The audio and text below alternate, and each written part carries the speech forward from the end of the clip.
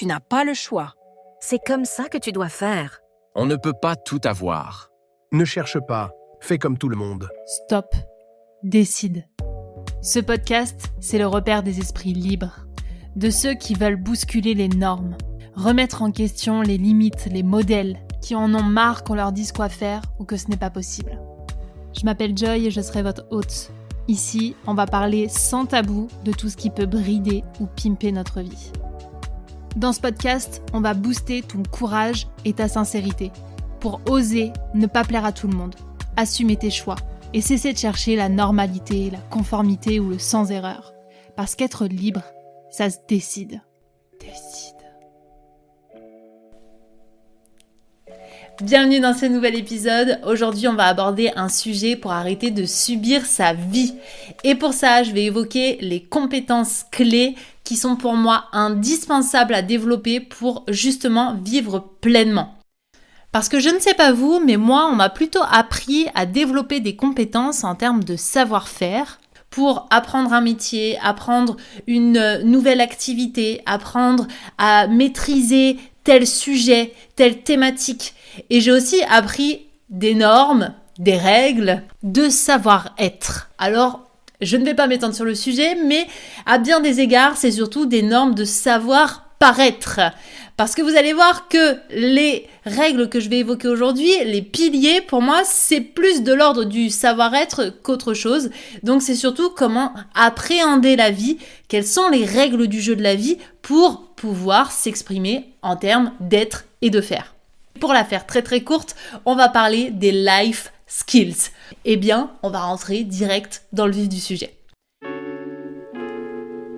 Et le premier pilier, la première compétence à développer selon moi, c'est l'inconfort. Être à l'aise avec l'inconfort. Alors attention, pour certains points, je vais enfoncer des portes ouvertes, mais surtout je vais vous rafraîchir la mémoire sur les choses que l'on a tendance à mettre de côté parce que ça nous arrange bien.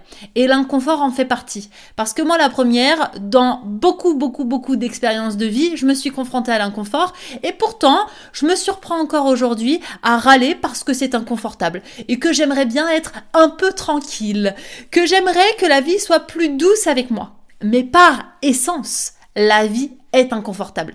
Et j'ai appris avec le temps aussi que plus ça devenait confortable, plus j'apprenais à ne surtout pas faire avec ce que la vie m'offrait. C'est-à-dire que je me contentais, je me bridais. Et ça, vous le savez, dans Décide, on n'aime pas trop puisqu'on est là quand même pour bousculer les codes, se réinventer et faire en sorte de cultiver notre esprit libre. Et l'esprit libre, s'il se cultive, il se cultive à coup d'inconnu, à coup d'incertitude. Et donc forcément, on rencontre des endroits où c'est déstabilisant, où c'est pas comme on imaginait.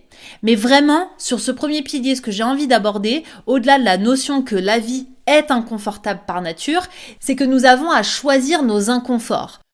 Prenons l'exemple de la santé. Si vous avez envie d'être en bonne santé, ça va vous demander de faire face à l'inconfort, que ce soit en étant dans la discipline, peut-être par le sport, mais aussi en changeant vos habitudes alimentaires, en étant plus scrupuleux sur votre sommeil. En fait, toutes ces choses qui vous contribuent à être bien, ça va vous demander forcément, à un moment donné, de faire face à quelque chose d'inconfortable parce que c'est inhabituel et parce que c'est faire face au changement. Et à l'inverse, si vous ne faites rien pour être en bonne santé, à un moment donné, c'est la maladie, les maux, MAUX, qui vont vous rattraper. Et c'est ça qui va être inconfortable. Et c'est vraiment là-dessus que j'ai envie d'attirer notre attention, c'est quel inconfort je choisis. L'inconfort d'un changement d'habitude qui va me faire être bien ou l'inconfort d'un mur que je viens de me prendre parce que je n'ai pas su faire face à la première étape. Et l'inconfort n'est clairement pas notre ennemi. C'est pas le truc à éviter à tout prix. Dès que ça devient inconfortable, hop, on n'y va pas. Parce que derrière l'inconfort, ce qu'il y a de magique, c'est qu'il y a l'évolution. Et je rappelle que dans la nature, tous les êtres vivants, y compris les humains, sont soumis à l'évolution. Donc à nous de choisir si on a envie de stagner et de mourir sans avoir évolué ou de faire face au changement avec tout ce que ça engendre. alors je désamorce tout de suite toutes les questions de vos petites voix qui pourraient dire « Ouais, mais franchement, des fois ça saoule, je voudrais que ce soit quand même plus facile, plus fluide, qu'il y ait moins de merde dans mon quotidien, que je me pose moins de questions. » Eh bien, je vous arrête tout de suite. Ça fait partie du deal. Et j'ai envie de dire que si vous ne vous posez pas de questions et si ça vous semble facile, remémorez-vous la dernière fois où ça a été inconfortable et posez-vous la question, qu'est-ce que vous avez appris grâce à ça? Vous allez rapidement vous rendre compte que c'est dans l'inconfort que vous apprenez le plus de choses et que c'est là que ça vous fait vraiment gagner en maturité. Que c'est là, exactement précisément dans ce chaos qu'on pourrait appeler un chaos magique, que vous choisissez d'évoluer. Parce que dans la facilité, on n'évolue pas des masses. C'est-à-dire que en choisissant toujours le confort plutôt que le courage, il y a des chances que vous vous rendiez compte à la fin de votre vie que vous avez fait des choix qui étaient plutôt simples, mais absolument pas des choix de votre cœur. Donc, plongez dans l'inconfort pour justement goûter à cette sensation. Et à un moment donné, même si ce sera jamais le nirvana, vous comprendrez que l'inconfort, c'est clairement ce qui va venir révéler votre vraie nature. Deuxième pilier que j'ai envie d'évoquer avec vous, c'est le fait de désapprendre. Et celui-ci, c'est mon petit chouchou parce que je trouve que c'est lui qui réveille le plus notre créativité, qui nous permet de nous autoriser à faire quelque chose qui sort des codes. Donc ça veut dire quoi désapprendre? Eh bien clairement, dans votre vie, on vous a appris des trucs qui aujourd'hui vous servent plus à rien. C'est-à-dire qu'on vous a appris à fonctionner d'une certaine façon. Par exemple, dans votre couple, mais aussi dans votre job ou dans l'organisation de votre maison, dans l'organisation de votre agenda, de comment vous alliez planifier vos sessions de travail, vos sessions de vacances, vos sessions de plaisir. En fait, on est normé à tous les niveaux. C'est-à-dire qu'on vous a dit même à quel moment il fallait manger, à quel moment il fallait aller dormir. Est-ce qu'à un moment donné, vous avez remis en question tout ce processus? Parce que très clairement, toutes ces choses que vous avez apprises, je ne dis pas qu'elles sont toutes obsolètes, mais dans tout ce tas de connaissances, il y a plein de choses qui ne vous correspondent pas. Peut-être que vos parents fonctionnaient d'une certaine façon dans leur relation de couple. Est-ce que c'est ce que vous avez envie de reproduire? Bah, pas forcément. Peut-être que aussi, quand vous étiez plus jeune, vous fonctionniez d'une façon d'un point de vue de vos amitiés. C'est-à-dire que tous ceux qui vous saoulaient, vous les voyez plus. Peut-être qu'aujourd'hui, vous avez envie de faire différemment. Et en fait, pour moi, c'est ça, désapprendre. C'est-à-dire que toutes les règles, toutes les croyances que l'on a accumulées au fil des années, et pas que quand on était petit, parce qu'attention, on n'est pas que conditionné quand on est enfant, on est aussi conditionné dans le monde du travail, on est conditionné quand on est à notre compte. En fait, on a des conditionnements de partout, et pour moi, il y a des conditionnements qui sont porteurs et des conditionnements qui sont limitants. Si, justement, on ne cherche pas à désapprendre, puisque comme je vous l'expliquais dans le point numéro 1, on évolue en permanence, et donc cette évolution fait que il est nécessaire de désapprendre des choses que l'on a appris par le passé pour pouvoir les adapter à notre quotidien d'aujourd'hui. Et l'idée, c'est vraiment de se poser la question, est-ce que ce que je suis en train de faire aujourd'hui sert vraiment qui j'ai envie d'être, qui j'ai envie de devenir plus tard, ou au contraire, ça sert plus du tout.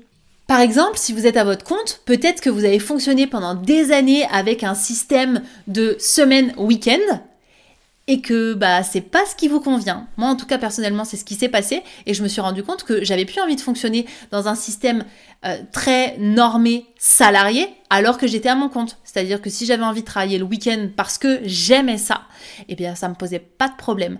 C'est juste une réinvention de règles. Et c'est là où je vous invite vraiment à faire preuve de créativité et à vous dire, ok, qu'est-ce que je peux m'autoriser à faire? Est-ce que le week-end, ça serait pas plutôt un mardi, mercredi plutôt qu'un samedi, dimanche? Est-ce que les semaines ne feraient pas 10 jours plutôt que 7?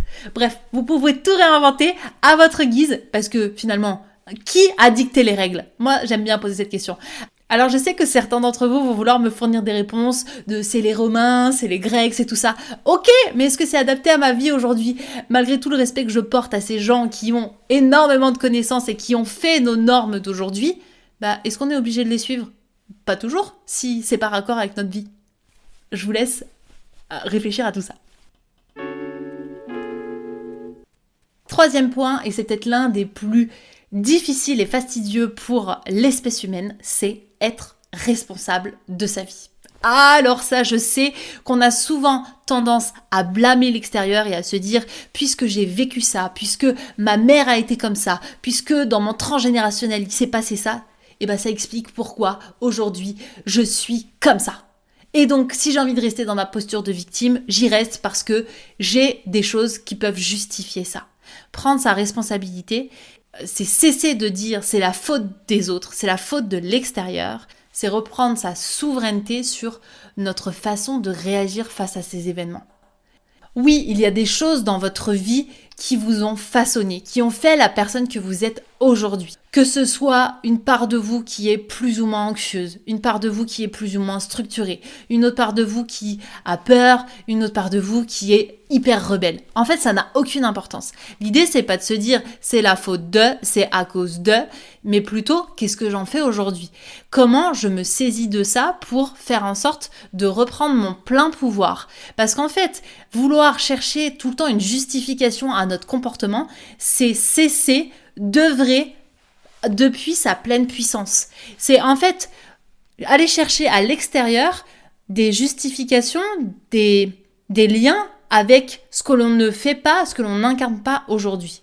La responsabilité, elle peut intervenir sur plusieurs axes. Par exemple, le fait de faire des choix ou de ne pas les faire. C'est-à-dire que c'est pas les autres qui font pas les choix à votre place, c'est vous-même qui, à un moment donné, dites oui ou non.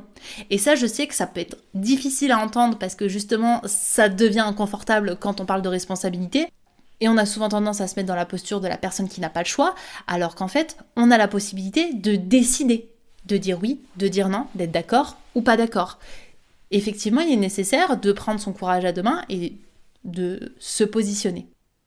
Le deuxième niveau de responsabilité, c'est le fait de ressentir des émotions.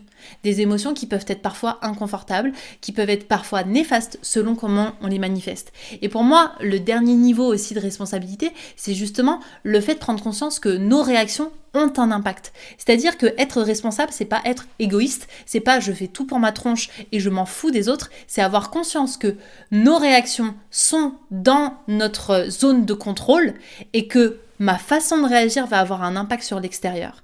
Donc du coup, s'il m'est arrivé des choses difficiles dans ma vie, c'est bien ma façon de réagir qui va jouer sur le reste. C'est aussi ma façon d'appréhender mes émotions. Et vous le verrez juste dans le pilier d'après, où il y a une vraie complémentarité entre chacun des piliers.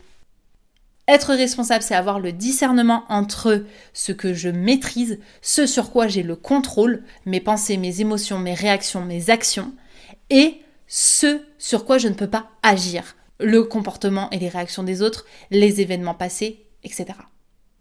C'est vraiment faire la part des choses. Ensuite, le quatrième pilier, et qui est totalement complémentaire au précédent, c'est la maturité émotionnelle. Très souvent, on a l'impression qu'on est hyper mature sur nos émotions à partir du moment où on a intégré qu'on avait des émotions inconfortables. Et en fait, j'ai envie de casser un mythe qui est qu'on a pour beaucoup, et je m'inclus par moment, une maturité d'un enfant de 8 ans. Alors clairement, c'est quoi avoir une maturité d'un enfant de 8 ans et donc être immature sur le sujet? C'est avoir des réactions qui sont disproportionnées par rapport à ce qu'on vit. Et très très très souvent, vous remarquerez, en tout cas je vous invite à remarquer, que vous avez des réactions qui sont pas du tout en proportion par rapport à ce que vous vivez. C'est-à-dire que quand on est dans une immaturité émotionnelle, on a des réactions qui sont pas du tout en lien avec la gravité de la situation. Si je prends un exemple très classique, vous rentrez chez vous après une journée de travail où vous avez eu des merdes à gérer, des rendez-vous annulés ou des personnes qui n'ont pas été forcément très agréables avec vous et que vous rentrez et que vous incendiez tout le monde, je suis désolée de vous dire qu'il y a une immaturité émotionnelle. C'est-à-dire que vous n'arrivez pas à réguler vos émotions et déjà, à les traiter vous en interne, vous allez les déverser sur les autres, mais aussi, vous n'arrivez pas à proportionner l'émotion par rapport à la journée que vous avez eue. C'est-à-dire que vous avez juste eu une journée classique de personnes qui travaillent, et j'en reviens au point 1, gérer l'inconfort, alors qu'il n'y a pas eu vraiment de scène qui mérite d'avoir cette réaction-là. Pour la maturité émotionnelle, j'imagine vraiment un curseur d'intensité. C'est-à-dire que quand il vous arrive quelque chose qui n'est pas agréable, à quel niveau vous mettez le curseur émotionnel? Et parfois, vous le mettez hyper haut, comme le mettrait un enfant de 8 ans, alors que ça mérite pas de le mettre aussi haut. On vous fait une queue de poisson, est-ce que ça mérite d'incendier le mec pendant 20 minutes? À réfléchir. Et du coup, le fait de gagner en maturité émotionnelle, c'est aussi de prendre conscience qu'on a des émotions et que très certainement, on a du mal à les réguler. Et on en revient du coup à la responsabilité parce qu'on ne prend pas la responsabilité non plus de nos émotions, on le remet sur la faute des autres. 5e pilier, la vulnérabilité. Alors attention, je désamorce tout de suite, la vulnérabilité, c'est pas un acte de faiblesse, bien au contraire, c'est un acte de courage. La vulnérabilité, c'est vraiment quelque chose qui se muscle avec le temps et très souvent, on l'associe à quelque chose d'hyper inconfortable parce que derrière, il y a la peur de ne plus être aimé. Pour moi, la vulnérabilité, c'est accepter qu'on ne plaira pas à tout le monde et qu'on a des polarités, c'est-à-dire des zones de lumière, des zones d'ombre, des choses qui nous font pas très plaisir à regarder, du genre je suis égoïste, je suis narcissique, je suis radin, tous ces trucs-là qu'on met sous le tapis. Et à contrario, toutes ces choses soi-disant valorisantes qui nous rendent aimables, comme le fait d'être généreux, d'être altruiste, d'être toujours là présent pour les autres, alors qu'en fait c'est juste un jeu de complémentarité et sur le fait qu'on ne présente pas au monde une version édulcorée de soi, de « regarde comme je suis génial », mais à côté de ça, sache que je n'ai aucun défaut. Ce qui est totalement faux. Rappelons-le. Donc l'idée c'est vraiment de comprendre qu'en fait, on n'est pas une seule facette de nous, on est multi-personnalités et que toutes ont leur place. Et que toutes sont utiles et que toutes peuvent aussi inspirer et que toutes sont géniales. Et le dernier pilier qui viendra consolider tous les autres, c'est le fait de s'engager. S'engager envers soi. J'ai évoqué le fait qu'on allait faire face à l'inconfort, qu'il sera nécessaire de désapprendre, mais aussi d'être responsable, de gagner en maturité et d'être vulnérable. Pourquoi tout ça ? Pour tout simplement s'engager envers soi. La seule et unique personne avec qui vous allez vivre toute votre vie, c'est vous. Et donc, l'engagement envers soi, c'est une forme de respect, d'amour de soi, qui vous invite à vous choisir, à ne pas vous lâcher la main quand justement il y a des tempêtes, quand il y a des turbulences, quand il y a des tsunamis, quand on vous invite à poser vos limites, quand on vous invite à dire non. C'est le moment de vous choisir. Pas simplement quand c'est facile, mais justement quand ça devient difficile, de vous choisir à chaque instant. Et donc forcément, ça voudra dire prendre des décisions, avoir une certaine discipline, une certaine rigueur. Ces mots qu'on n'aime pas trop, mais que j'ai déjà évoqués ici dans Décide, pour nous rappeler qu'en fait, cette rigueur, cette hygiène de soi, d'engagement envers soi, elle est nécessaire. Parce que personne ne vivra votre vie à votre place. Et c'est pour ça que j'ai vraiment eu envie de nommer ces piliers life skills, parce qu'on a souvent tendance à oublier que personne ne le fera à notre place. C'est-à-dire que si vous décidez pas, si vous engagez pas envers vous-même, ça veut dire que là vous êtes en train de suivre la vie de quelqu'un qui n'est pas vous. Donc soit parce que vous voulez absolument paraître bien aux yeux des autres pour faire plaisir à votre père, votre frère, votre sœur, mais certainement pas à vous, soit vous êtes en train de suivre un schéma que vous avez absolument pas remis en question, mais en aucun cas c'est un engagement que vous êtes fait avec vous-même. Si c'est pas vous qui décidez, ça veut dire que quelqu'un d'autre décide pour vous. Et l'idée vraiment de ces derniers piliers, de s'engager avec soi, c'est d'être fidèle à ses valeurs, fidèle à soi, pour se sentir bien dans notre vie, mais donc du coup par effet ricochet, j'ai envie de dire, de rayonner et faire en sorte que les gens qui vous entourent se sentent bien aussi parce que vous vous êtes autorisé, vous, à poser vos limites, peut-être à faire de la peine à certaines personnes, mais à faire des choix qui sont en cohérence avec vous. C'est-à-dire que arrêtez de se forcer, arrêtez de faire des choses parce que ça ne vous correspond pas. Oui, c'est inconfortable, mais c'est aussi une façon de se prouver que vous méritez du respect. Et c'est ça qui va venir construire votre confiance, votre estime envers vous-même, votre capacité aussi à faire face et à vous engager tous les jours avec vous. Je vous récapitule les 6 piliers et je vous rappelle que vous pouvez les explorer plus en profondeur grâce à mes mini-cours que je vous mets à disposition, dont je vous mets le lien directement dans la description, c'est 100% gratuit. Je vous assure que ça va vous permettre de sortir de votre mode « je suis en train de subir la vie » pour vraiment reprendre votre place et votre pouvoir dans votre propre vie. En numéro 1, nous avions l'inconfort. En numéro 2, le désapprentissage. En numéro 3, la responsabilité. En numéro 4, la maturité émotionnelle. En numéro 5, la vulnérabilité. Et en numéro 6, l'engagement envers soi. Si cet épisode vous a plu et vous a éclairé, n'hésitez pas à le partager à quelqu'un qui a besoin d'entendre ça et surtout à laisser une note de 5 étoiles sur Apple Podcast et Spotify. C'est grâce à vous que ce podcast gagne en visibilité. Donc si vous l'aimez, eh bien faites-le savoir. Je vous donne rendez-vous la semaine prochaine. Je vous embrasse.